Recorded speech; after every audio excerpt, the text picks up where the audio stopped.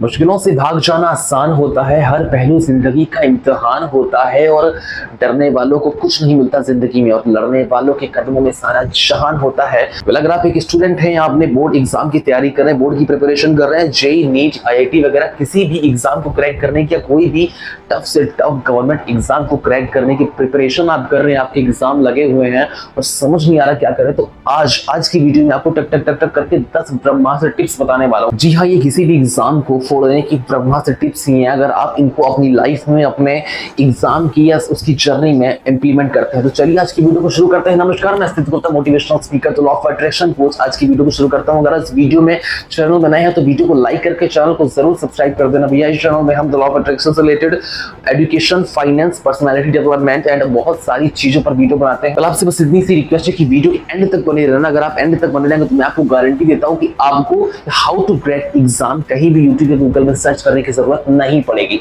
देखिए, सबसे इंपॉर्टेंट बात यह है कि हमें सबसे पहले एग्जाम की नीड को समझना है कि आखिर एग्जाम हम क्यों देने जा रहे हैं, एग्जाम को अटेम्प्ट करने से क्या होगा। क्योंकि जब तक गोल की क्लियरिटी नहीं होगी, आप भेड़ की तरह, भेड़ और शेर में अंतर समझते हो। भेड़ होती है ना, वो बिल्कुल बिना झुंड के साथ चलती चली जा रही है कि भैया सब आईआईटी तो हम भी आईआईटी चले पड़े, उससे क्या कोई मतलब नहीं। बिना किसी गोल के, बिना किसी डेस्टिनेशन के कहीं आप नहीं पहुंचेंगे। इसलिए लॉयन की तरह आपको क्लियरिटी होनी चाहिए कि मुझे ये एग्जाम क्रैक करना है और क्यों करना है। दूसरी बात, बहुत सारे हमारे ऑनलाइन ऑफलाइन जो इंस्टीट्यूशंस हैं, कोचिंग इंस्टीट्यूट्स हैं, हम किसी को पर्टिकुलरली टारगेट नहीं कर रहे हैं। वो करते क्या, पढ़ाते पढ़ाते थोड़ा ज्यादा इंफॉर्मेशन दे देते हैं। अब इससे बच्चों को क्या लगता है कि यार बताओ ज्यादा पढ़ा दिया, इसलिए एग्जाम क्रैक नहीं हो पाता, because there is information overdose. सबसे पहले आपको एग्जाम की नीड को समझना और एग्जाम की नीड को समझने के बाद आपको पिन पॉइंटेड स्टडी करनी है। पिन पॉइंटेड स्टडी आपको मालूम है क्या होती है? पिन पॉइंटेड स्टडी मतलब जितना एग्जैक्ट पेपर में आने वाला है, जितना एग्जैक्ट सिलेबस है, सिर्फ और सिर्फ उतना हाईलाइटेड। समझने मत, मैं एग्जाम की प्रिपरेशन की बात कर रहा हूँ, कोई भी एक्स्ट्रा इंफॉर्मेशन नहीं लेनी है। आपको मैं एक बात बता दूं, कोई भी एक व्यक्ति अगर किसी एक सब्जेक्ट को ढूंढता है ना, तो एक सब्जेक्ट के, एक चैप्टर के, एक टॉपिक में उसको पीएचडी करने में 7 साल लग जाएंगे। ये एक फैक्ट है। इसलिए हमें किसी भी टॉपिक के डेप्थ लेवल पर नहीं जाना, सिर्फ जितना पेपर में आ रहा है उतना पहुंचाना। Point number 1 is understand the exam pattern and syllabus.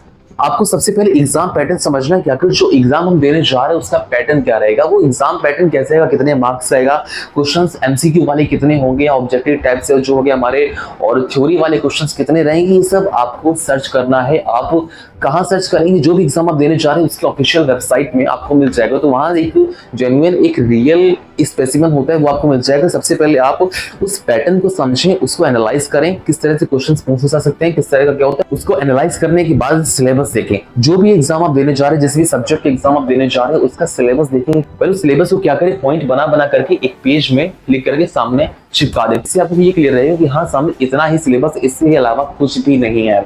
तो सबसे पहला हमारा पॉइंट क्या था कि जो हमारा एग्जाम पैटर्न, इसको समझना है और सिलेबस क्लियर करना है। And the point number 2 is create a study plan. एक बार जब आप एग्जाम पैटर्न और सिलेबस को समझ जाते हैं, फिर इसके बाद आप एक स्टडी प्लान बनाएं।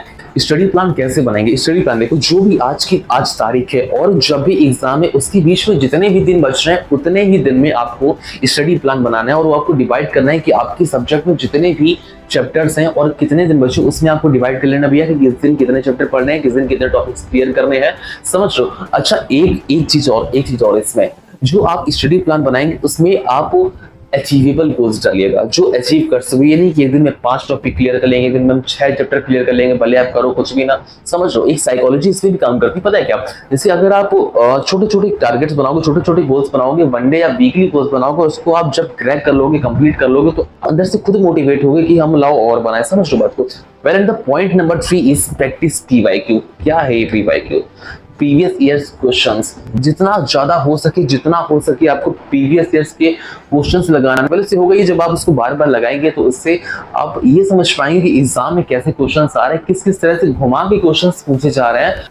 इससे होगा कि ऐसे 2 चीजें होंगी। पहला, टाइम मैनेजमेंट। आप अपना टाइम देख पाएंगे कि आप 2 घंटे में एग्जाम कर पा रहे हैं या नहीं कर पा रहे हैं। जितने भी घंटे के एग्जाम है, आप उस एग्जाम को उतने टाइम पीरियड में कर पा रहे हैं या नहीं कर पा रहे हैं। तो उससे प्रैक्टिस करते करते आपको वो भी आ जाएगा। पहले सेकंड थिंग इज, हमारा जो वीकनेस है, जो भी स्ट्रेंथ वगैरह है, वो सब पता चल जाएंगे कि हम कहाँ पर मात खा रहे हैं, तो चीजें हमें सुधार करनी है। तो जितना हो सके प्रैक्टिस करिए प्रीवियस ईयर्स क्वेश्चंस की।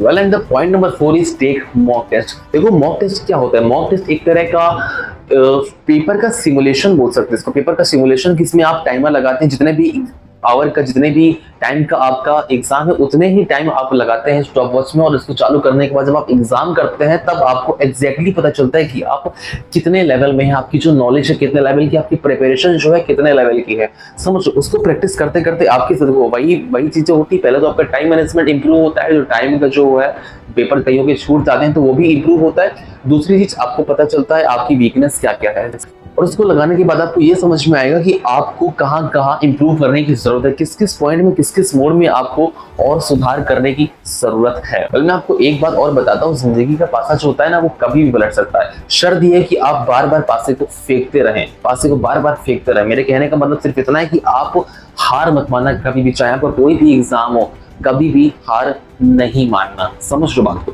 Well and the point number 6 is stay updated with current affairs. देखिए हम बोर्ड एग्जाम्स की बात नहीं कर रहे हैं, लेकिन जो हमारे कॉम्पिटिटिव एग्जाम्स है उसमें करंट अफेयर्स बहुत ज्यादा इंपॉर्टेंट हो गई है। तो इसके लिए मैं आपको एक चीज रिकमेंड कर रहा हूँ, जो हमारे छोटे छोटे एप्लीकेशन है, न्यूज हंट हो गया, डेली हंट हो गया, एक चीज और, ये वीडियो स्पॉन्सर वीडियो नहीं है, मैं जस्ट आपको रिकमेंड कर रहा हूँ कि ऐसी एप्लीकेशन आप डाउनलोड कर लें और उसकी नोटिफिकेशन आप जाकर के ऑन कर लें सेटिंग में जाकर। तो इससे होगा ये जो छोटी छोटी चीजें होंगी, छोटे छोटे इवेंट होगी, उन सबकी इंफॉर्मेशन आपको मिलती जाएगी, आप डेली अपडेट होते रहेंगे। दूसरी चीज, आपको न्यूज देखनी है बराबर, आप 10 से 15 मिनट, आधा घंटा रात को न्यूज देख सकते हैं, और सुबह उठ के न्यूज़पेपर पढ़ना है। इससे होगा ये कि आप डेली हर मिनट हर घंटे आप करंट अफेयर से अपडेट होते रहेंगे, और ये कॉम्पिटिटिव एग्जाम्स में काफी ज्यादा हेल्पफुल रहेगा। Point number 7 is use mnemonic techniques. Mnemonic technique से मुझे अपना बचपना याद आ गया, क्योंकि मैंने बचपने में ये टेक्निक्स काफी इस्तेमाल करी है, काफी यूज करी है। ये एक तरह का हैक बोल सकते हैं इसको। हैक आप जानते हैं ना, 5 मिनट क्राफ्ट, 5 मिनट हैक्स आते हैं, बहुत ही टफ काम को इजीली करने में हेल्प करते हैं। तो वैसे ही तरह का ये हैक होता है। इसमें होता क्या है, जैसे कोई भी चीज पर्टिकुलर हम इसको नहीं याद कर पा रहे तो उसको किसी एक अलग चीज से जोड़ दिया। नहीं समझे, बताते हैं। फॉर एग्जाम्पल मान लो रबी क्रॉप्स, रबी और खरीफ क्रॉप्स आपने ज्योग्राफी में पढ़ा होगा। रबी क्रॉप्स हमारी कौन कौन सी होती है? व्हीट होता है, बार्ले होता है, ओट्स होते हैं, ग्राम होता है, मस्टर्ड होता है। समझ लो। तो अब देखना ये जो है हमें याद नहीं हो रहा है कि रबी क्रॉप्स में कौन कौन से हमारे क्रॉप्स होते हैं। अब देखना हम क्या करेंगे, छोटी सी स्टोरी बना करके इससे जोड़ देंगे। रबी आया, गेहूं की बोरी बार ले गया, 8 ग्राम मस्टर्ड लिए। क्या बात है, समझना।